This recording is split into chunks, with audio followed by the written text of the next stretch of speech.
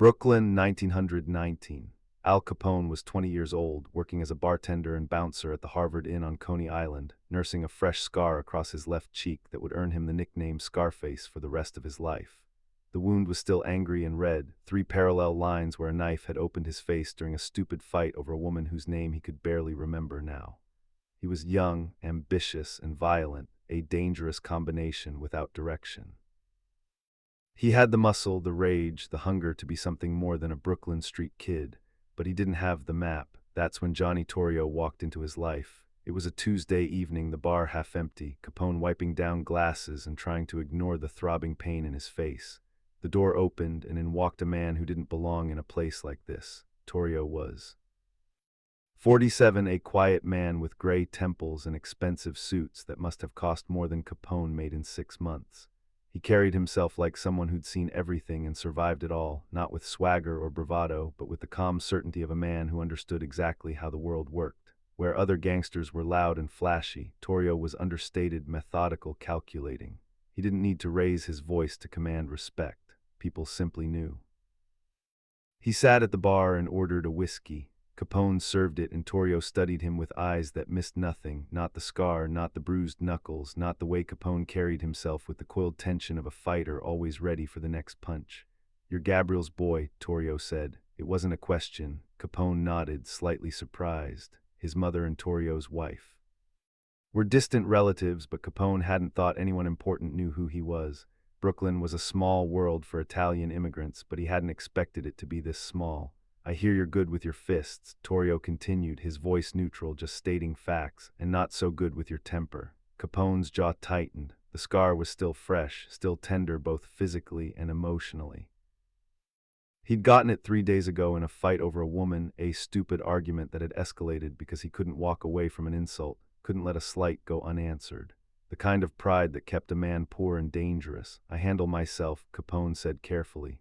"I can see that." Torrio gestured to the scar with his whiskey glass. "But handling yourself and being smart are two different things. One keeps you alive, the other gets you killed in an alley somewhere, forgotten before you're 30. Something in Torrio's tone made Capone listen. Most older men lectured with condescension, with the smug certainty that youth was stupid and experience was wisdom.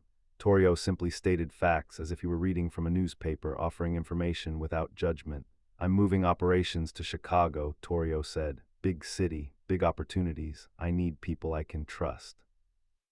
People who are smart enough to learn and loyal enough to remember where they came from." He finished his whiskey. "You interested?" That simple question changed everything. Al Capone followed Johnny Torrio to Chicago in 1920, and for the next 5 years, Torrio became the father Capone had always wanted, the teacher he'd never had, the blueprint for everything he would become.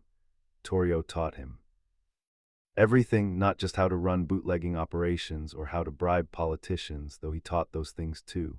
Torrio taught him how to think like an empire builder instead of a street thug, how to see 10 moves ahead, how to make violence a tool instead of a reaction. "Never kill someone in anger," Torrio said during one of their late-night strategy sessions.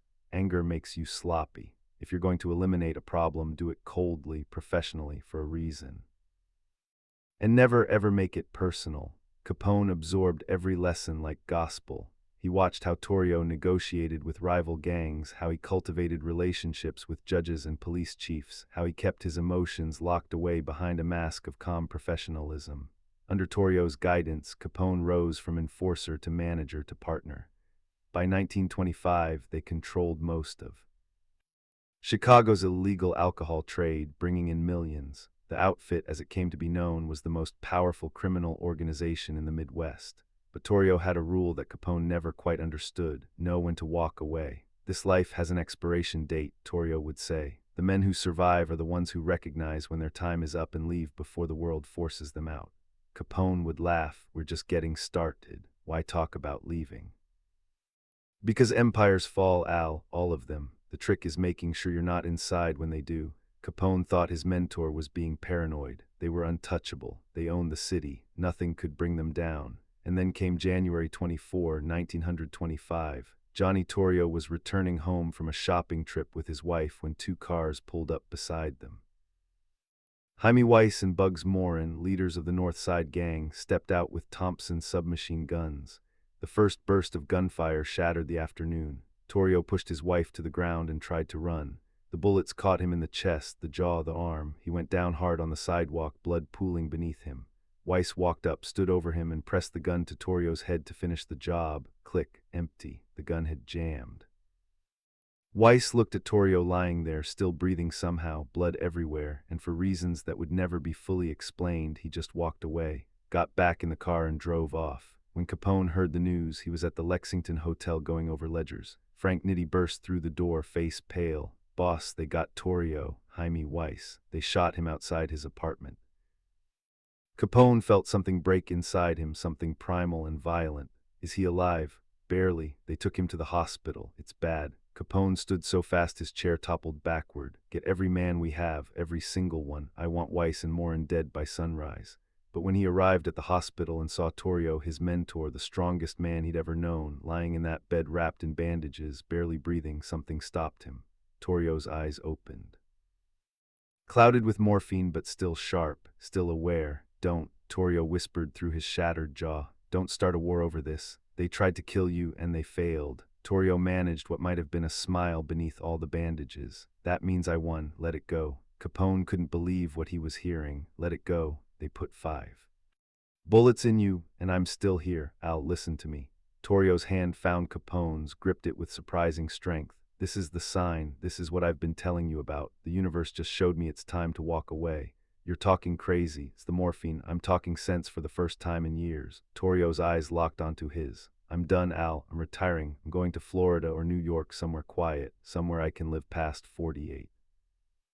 He squeezed Capone's hand tighter. "And you should too. Cash out. Take me and Sonny. Disappear. You've made enough money. You're smart enough to do something legitimate." Capone pulled his hand away. "You're asking me to run. I'm asking you to survive. Same thing." Torrio closed his eyes. "No, Al, it's not, but you'll learn that someday when it's too late. You'll understand." 2 weeks later, Johnny Torrio was released from the hospital. 1 week after that, he called a meeting of all the major players in the Chicago outfit. Capone sat at the table, expecting strategy, expecting plans for retaliation. Instead, Torrio stood up and made an announcement that stunned everyone in the room. "I'm retiring, effective immediately. I'm turning over all operations, all territories, all business interests to Al Capone. He's in charge now. What he says goes." The room erupted in surprised murmurs. Capone just stared at his mentor in shock. After the meeting, Capone cornered Torrio in the hallway. "What are you doing?" "Exactly what I said. I'm leaving. I'm giving it to you. All of it. You can't just leave." "I can, and I am." Torrio's face was still healing, still painful to move, but his expression was resolute. "I built this for 15 years, Al, and I'm smart enough to know when to stop building and start protecting what I've made. My life, my wife, my chance at actually growing old. So you're just going to abandon everything, abandon me?" Torrio's expression softened. "I'm not abandoning you. I'm giving you an empire, but I'm also giving you advice. Get out while you can. The violence is escalating. The feds are paying attention. This can't last. Then why are you leaving me in charge if you think it's doomed? Because you won't listen to me if I tell you not to take it. You're too hungry, too ambitious. So I'm letting you have it, hoping that maybe someday you'll remember what I'm saying right now and make the smart choice I'm making today." Capone felt something burning in his chest. Anger, betrayal, loss. "You're a coward." Torrio didn't flinch. "Maybe, or maybe I'm the only one brave enough to walk away. You'll figure out which one it is. I just hope you figure it out before it's too late." Johnny Torrio left Chicago 3 days later. He moved to New York, then Florida, then Brooklyn. He became a consultant, an advisor, a quiet power broker who made money and stayed alive. He never ran a gang again. He never made headlines. He just lived, and Al Capone felt betrayed for the next 15 years. The empire Torrio left behind became legendary. Al Capone didn't just run it, he transformed it. He made it bigger, louder, more violent, more profitable. He became a celebrity, a folk hero, public enemy #1. His face was on every newspaper. His name was known in every household. He threw parties where champagne flowed like water. He bought politicians like groceries. He built an organization that brought in $100 million a year. He was invincible. He was legendary. He was everything Torrio had never been: flashy, feared, famous. But he was also everything Torrio had warned him not to become. The violence escalated, the scent Valentine's Day Massacre in 1929 turned public opinion against him. The federal government, led by Elliot Ness and the Untouchables, targeted him relentlessly. The raids increased, the pressure mounted, the empire that seemed unshakable began to crack, and through it all, Capone never called Torrio, never wrote, never asked for advice, because asking would mean admitting that maybe, just maybe, the old man had been right. In 1931, Al Capone was convicted of tax evasion and sentenced to 11 years in federal prison. As they led him out of the courtroom in handcuffs, he thought about Torrio for the first time in years, wondered if the old man had heard the news, wondered if he was sitting somewhere quiet, shaking his head thinking, "I told you so." Capone spent the next decade in prison, first in Atlanta, then in the notorious Alcatraz. And it was there in the rock, cut off from everything he'd built, that the syphilis he'd been ignoring for years finally caught up with him. His mind began to deteriorate, memories blurred, time became confused. Sometimes he was 32 again, running Chicago. Sometimes he was 12, playing in Brooklyn streets. The guards found him talking to people who weren't there, singing children's songs, crying. His mother, in 1939, after 8 years, they released him from Alcatraz, not because his sentence was up, but because he was no longer mentally competent to be a threat. The most dangerous gangster in American history left prison with the mind of a child. Me brought him to their estate in Palm Island, Florida. For the next 8 years, Capone lived in a fog. Some days he didn't know who he was. Some days he didn't recognize his own wife. The empire was gone. The power was gone, even the memories were fading. But there was one memory that remained sharp, one conversation that played over and over in his deteriorating mind: "Get out while you can." It was 1946, a year before Capone's death, when me decided to contact Johnny Torrio. She'd heard he was living in Brooklyn, retired, healthy, still sharp despite being 74. She thought maybe, just maybe, a visit from his old mentor might bring some clarity to Al's clouded mind. Torrio came. He flew to Florida, drove to the Palm Island estate, and walked up to the door he'd never expected to walk through again. Me led him to the sunroom where Capone spent most of his days now, sitting in a wicker chair, staring at the ocean. When Torrio stepped into the room, Capone looked up with confusion in his clouded eyes. "Al," Torrio said softly, "it's Johnny." Johnny Torrio. Capone's face cycled through emotions, confusion, recognition, confusion again. Then something clicked. His eyes focused just for a moment, just long enough. "Johnny," he whispered, "you came." "Yeah, I came." Torrio sat in the chair beside him. For a long moment they just sat there, two old men watching the ocean, the years stretching between them like a canyon. "I was angry at you," Capone said suddenly, his voice clearer than it had been in months. "For leaving, for a long time. I know. I thought you were a coward." Torrio nodded. "I know that too." Capone's hands trembled in his lap. "But you weren't, were you?" "No, Al, I wasn't. You were smart." Capone's voice broke. "You were so smart, and I was so stupid. I should have listened. I should have walked away when you told me to. I should have." He trailed off, tears running down his weathered face. Torrio reached over and took his hand. "You couldn't have. That's not who you were. You needed to build your empire. You needed to be Al Capone. I understand that. But look at me now." Capone gestured weakly at himself. "Look what it cost. I see you, Al, and I see a man who lived the life he wanted to live, who built something legendary, who became a name that'll be remembered for 100 years. Torrio squeezed his hand. "I also see a man who paid the price for it. That's the deal. You chose glory over longevity. Some men do. I can't judge you for that. Do you ever regret it?" Capone asked, walking away, being forgotten. Torrio smiled. "I'm not forgotten, not by the people who matter.